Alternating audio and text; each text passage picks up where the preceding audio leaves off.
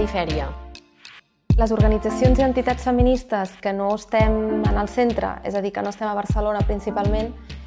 no són perifèria de per si, però sí que estem fora del centre. I això moltes vegades impedeix que els nostres discursos, les nostres pràctiques feministes des de les nostres entitats no tinguin tanta visibilitat. És important articular-nos amb altres territoris perquè és una manera de conèixer altres realitats, altres maneres de viure el feminisme, altres històries que al final no quedin únicament recluïdes en un sol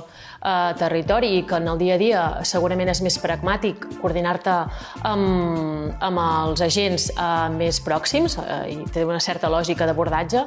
però sí que és veritat que no ens hem d'oblidar que al final totes les lluites feministes han d'anar agafades de la mà i que per tant hauríem de trobar espais per poder coordinar-nos,